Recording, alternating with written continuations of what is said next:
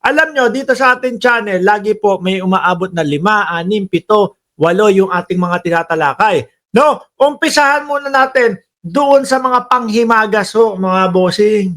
Panghimagas. O doon sa appetizer muna tayo, mga kababayan. Sabi ni Mary Jane, Marie, martial law na yan. Alam nyo ho, yung mga matitinong tao, mas okay sa kanila. Sabi nila, mag-martial law na lang para mahinto na tong mga kalokohan itong mga DDS na ito. No? Oh.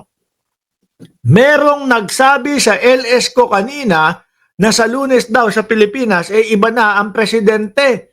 Aba, sino na ang presidente daw sa susunod? Ito, mamaya na yung sa mga DDS.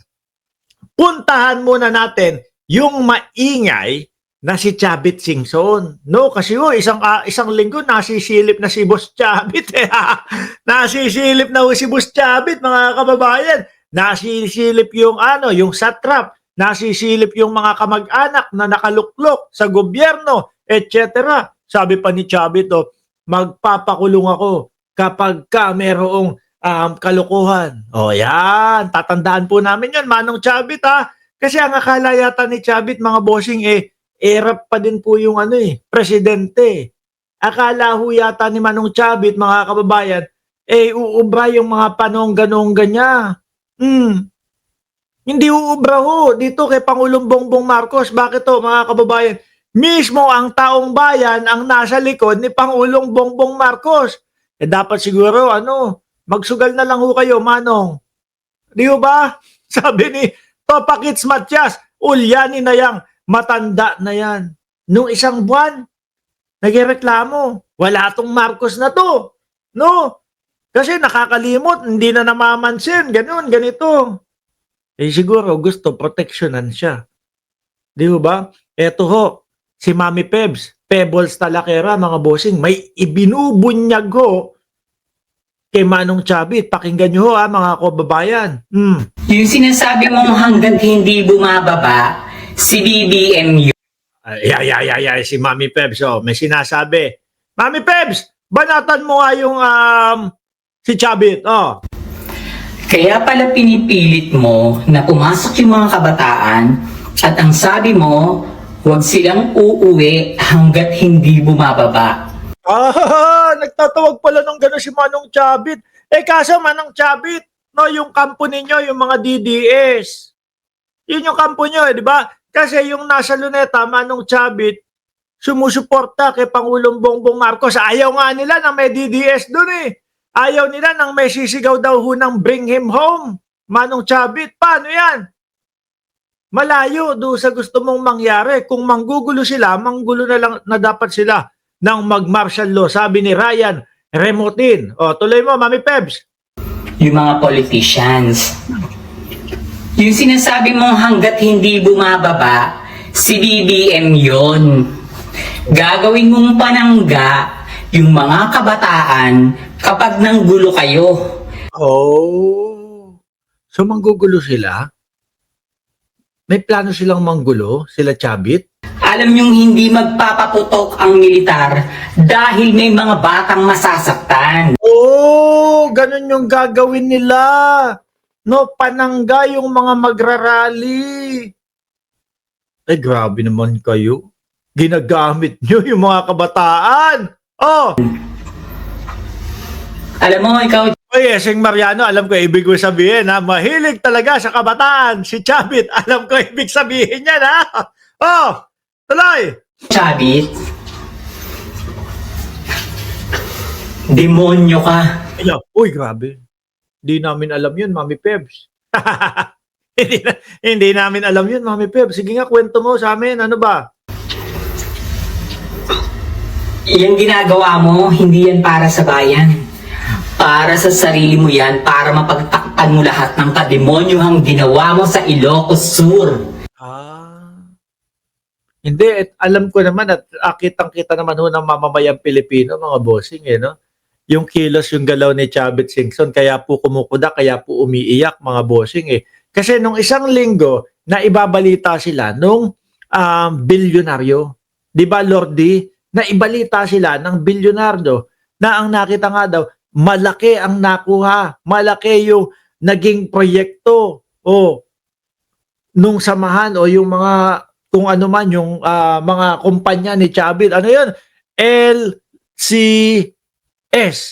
O yung mga ganun daw. Napakalaki daw ho ng nakuhang ano sa gobyerno, proyekto sa gobyerno. Kaya ngayon, tapos meron pang mga mayor, meron pang mga nakaupo. Bawal ho yun mga kababayan. Bakit to? Kasi magkakaroon, ang posibleng mangyari, sila at sila at sila at sila na lang ho. Yung bidding-bidding, nako kahit na overprice, sila-sila ang nag-aano, sila-sila ang huhusga, sila-sila yung magpapanalo Panalo natin to. Bakit yan? Mataas ang presyo niyan. Hindi kasi kamag-anak namin yun. Di ba ganun mga kababayan? Kaya pinagbabawal at ayaw po ng ganun, ng gobyerno ng Pilipinas. Sabi ni Julius Basiba, Sir Mark, share ko to sa mga DDS. Pang-asar sa kanila. Share mo! Papakita natin sa kanila kung gaano kadami yung 10 nila, 10 milyong DDS po, sumugod na mga kababayan.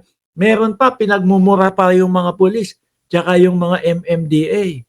Oo, mamaya papakita ko sa inyo. O tuloy, Mami Pebbles. Yun yung totoo.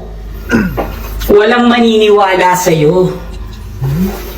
Hinahamon kita, ilabas mo yung title ng Metro Walk. Titulo ng Metro Walk.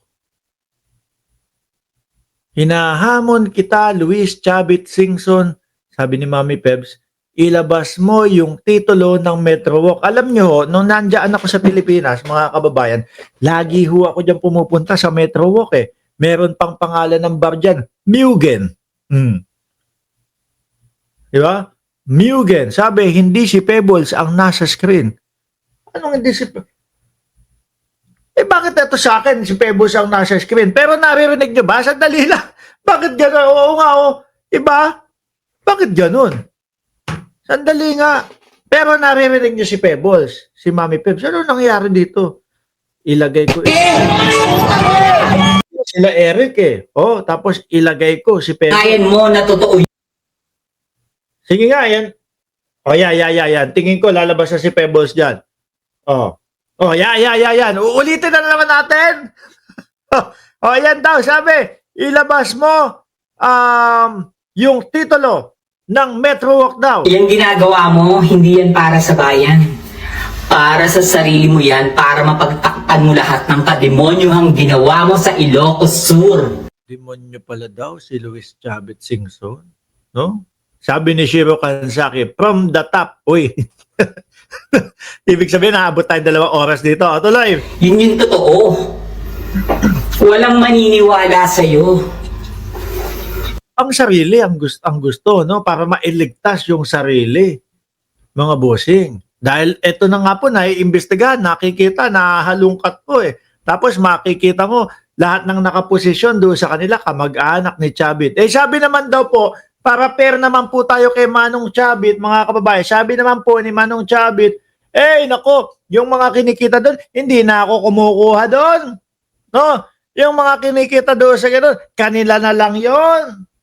Totoo kaya? Tingin nyo, totoo, mga kababayan? No? O ano, pampalusot lang ni Manong Chavit. Hinahamon kita, ilabas mo yung title ng Metro Walk. Patunayan mo na totoo yan, na hindi spurious title yan. Sinungaling ka, magnanakaw.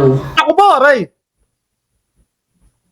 Ayan, meron sa iyo sinasabi, Chavit, Madami ka daw kalokohan, Pati yung titulo daw ng Metro, kailangan patunayan mo, no? Na totoo yun. Baka wala naman. Kaya eto, ganyan. So, ibig sabihin, land grabber si Chavit Singson, mga kababayan. Yun po ba ang pagkakaintindi nyo din? Parehas ko. Sabi ni Gilbert, Sara, resign! Uy! Pinagre-resign mo. Para namang resign na, matagal na, di ba? Kinatatakutan si Chavit sa Ilocos Sur, kaya walang pumipiyok. Natatapalan ng pera ang mga biktima niya. Sabi ni Sir Eseng Mariano. Anyway, iwanan na ho natin si Luis Chavit Singson, mga boss chipa mo, sir. Ngayon, naku po, ang sakit nito sa mga DDS. No, hindi sa kanya ang Metro Walk